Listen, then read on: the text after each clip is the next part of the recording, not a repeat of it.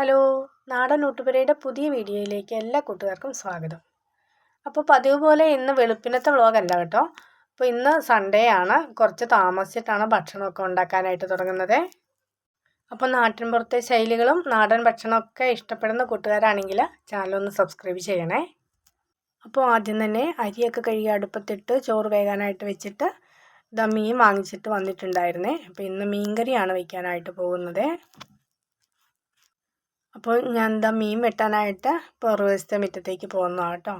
അപ്പോൾ ഇന്നിപ്പോൾ മകൻ കൂടെയുണ്ട്. അപ്പുവാണ് വീഡിയോ ഒക്കെ എടുത്ത് തരുന്നത് കേട്ടോ. അതുകൊണ്ട് എനിക്ക് ഇത്തിരി കൂടെ എളുപ്പമുണ്ട് വീഡിയോ ഒക്കെ കാണിക്കാൻ വേണ്ടിയിട്ട്. ഇല്ലെങ്കിൽ ഞാൻ കുറേ സമയം എടുത്തിട്ടാണ് ഫോണൊക്കെ സെറ്റ് ചെയ്ത് വെച്ചിട്ട് വീഡിയോ എടുക്കാറേ. അപ്പോൾ ഇത് നമ്മുടെ അവിടുത്തെ കറിവേപ്പാണ്. ഞാൻ ഈ മീൻ വെട്ടി കഴുകുന്നത് ഇറച്ചി കഴുകുന്ന വെള്ളമൊക്കെ കറിവേപ്പിൻ്റെ ഒക്കെ ചോട്ടിക്കൂടെ ഒഴിച്ചു കൊടുക്കും കേട്ടോ. അപ്പോൾ രാസവളമൊന്നും ഇടാതെയുള്ള നമ്മുടെ കറിവേപ്പില ആണെങ്കിലും പച്ചക്കറിക്കൊക്കെ ആണെങ്കിലും ഇത് വളരെ നല്ലതാണ്. അപ്പോൾ നമ്മൾ മീൻ കഴുകിയ വെള്ളമൊക്കെ ഒഴിച്ചു കൊടുക്കുന്നത് ഒത്തിരി നല്ലതാണ് കേട്ടോ. അപ്പോൾ നമ്മൾ രാസവളമൊന്നും ഇടാതിരിക്കുന്നതല്ലേ നല്ലത് എപ്പോഴും. പിന്നെ മീൻ കഴുകിയത് ഞാൻ ഒന്ന് മാത്രമേ കാണിച്ചുള്ളൂ. അപ്പോൾ അവിടുന്ന് 2-3 പ്രാവശ്യമായിട്ട് കഴുകി എടുത്തിട്ട് ഞാൻ അകത്തേക്ക് കൊണ്ടുവന്നാണ് മീൻ മുറിച്ചൊക്കെ എടുത്തത് കേട്ടോ. കുറച്ച് മീൻ കറി വയ്ക്കാനായിട്ട് എടുക്കുന്നുണ്ട്. ഒരു 3-4 മീൻ ഫ്രൈ ചെയ്യാനായിട്ട് എടുക്കുന്നുണ്ട് കേട്ടോ. അപ്പോൾ കഴിഞ്ഞ ദിവസം അച്ചാറിടാനായിട്ട് മാങ്ങ കൊണ്ടുവന്നേ കുട്ടിയിരിപ്പുണ്ടായിരുന്നു. അപ്പോൾ ഞാനത് മാങ്ങ ഇട്ട് ഇന്ന് തേങ്ങയൊക്കെ അരച്ചിട്ട് കറി വയ്ക്കാൻ വേണ്ടിയിട്ടാണ്. അപ്പോൾ കുറച്ച് കറിവേപ്പില എടുത്തുകൊണ്ട് വന്നതാണ്. ഇത് ഞാൻ കഴുകിയിട്ട് ഇനി വെള്ളം വലിഞ്ഞ് കഴിയുമ്പോൾ ഒരു ടിന്നിൽ അടച്ച് ഫ്രിഡ്ജിൽ സൂക്ഷിക്കാറാണ് പതിവ്. അപ്പോൾ കുറേ ദിവസത്തേക്ക് നമുക്കുണ്ടാവുമല്ലോ. അപ്പോൾ തേങ്ങ അരയ്ക്കാൻ എടുത്തിട്ടുണ്ട്. മുളക് പൊടി, മല്ലിപ്പൊടി, മഞ്ഞൾപ്പൊടി, തേങ്ങായും കൂടെയാണ് അരച്ചിട്ട് വരട്ടെ കേട്ടോ. ഇപ്പോൾ എന്താണെന്നറിയില്ല, ഇപ്പോൾ കിട്ടിയ മുളക് പൊടിക്ക് ഒരു കളറ് വന്നിട്ടില്ല. ഒരു മഞ്ഞ കളറിലാണ് കിടക്കുന്നത്. ഇല്ലെങ്കിൽ ഇത്തിരിയുടെയൊക്കെ ചുമന്ന കളറിൽ വരാറുണ്ട്. അതാണ് എല്ലാവർക്കും നമുക്ക് കാണാൻ ഇഷ്ടം.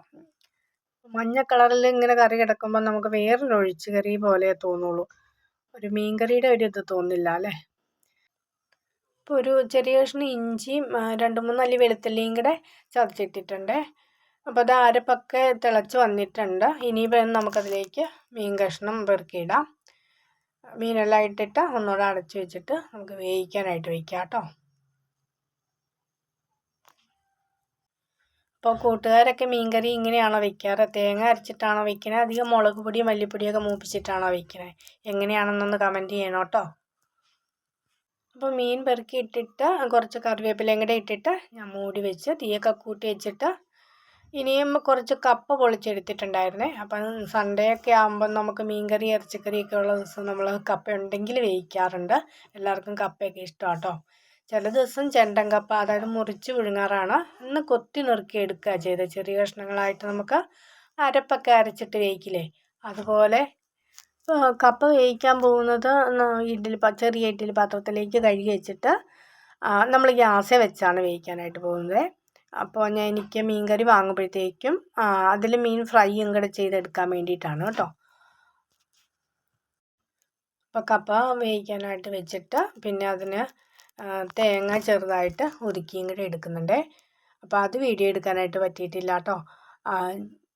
തേങ്ങായും 2 അല്ലി വെളുത്തുള്ളിയും കാന്താരി മുളകും കൂടെയാണ് ഒതുക്കിയെടുത്തേക്കുന്നത്.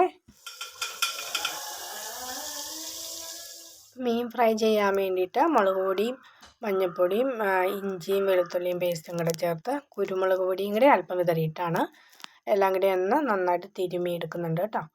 ഇനി നമുക്ക് അത് മീൻ ഫ്രൈ ചെയ്തും കൂടി എടുക്കാവേ. അപ്പോഴേക്കും കറി ഏകദേശം വെന്തിട്ടുണ്ടായിരുന്നു. പിന്നെ ഞാൻ കറിയിലേക്ക് കുറച്ച് വെളിച്ചെണ്ണ ഒഴിക്കുന്നുണ്ട് കേട്ടോ. കടുകൊന്നും വറുത്ത് ഒഴിച്ചില്ല, പച്ച വെളിച്ചെണ്ണ ഒഴിച്ചിട്ട് കുറച്ച് കറിവേപ്പിലയും കൂടെ അതിൻ്റെ മുകളിലേക്ക്, നമ്മൾ ആവശ്യത്തിന് കറിവേപ്പില എടുത്തിട്ടുണ്ടല്ലോ, അപ്പോൾ 2-3 കറിവേപ്പിലയും കൂടെ അതിൻ്റെ മുകളിലേക്ക് വെച്ചിട്ട് കറിയൊക്കെ ഒന്ന് ചുറ്റിച്ച് വാങ്ങി വെച്ചു കേട്ടോ. അപ്പോൾ കറിക്ക് ചുമന്ന കളർ വരാഞ്ഞത് കൊണ്ട് ഞാൻ അതിനിടയ്ക്ക് ഒരല്പം കാശ്മീരി മുളക് പൊടിയും കൂടെ അതിനകത്തേക്ക് ഇട്ടായിരുന്നേ. ചെറിയൊരു കളർ വ്യത്യാസം ഇപ്പോൾ വന്നിട്ടുണ്ട്. നല്ല മണമൊക്കെ അടിക്കുന്നുണ്ട് കേട്ടോ.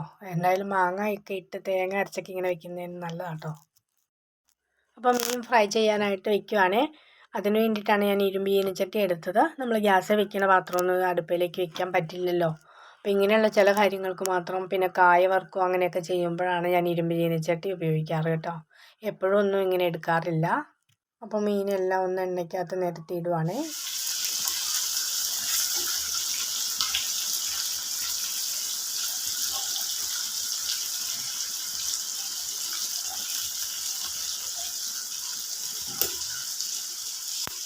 ഇതാ മീനിനകത്തേക്കും കുറച്ച് കറിവേപ്പില ഇട്ട് വെച്ചു. അപ്പം ധാരാളം കറിവേപ്പില ഉണ്ട്, ഒരു ആർഭാടത്തിന് ഇരുന്നോട്ടെ എന്നോർത്ത്.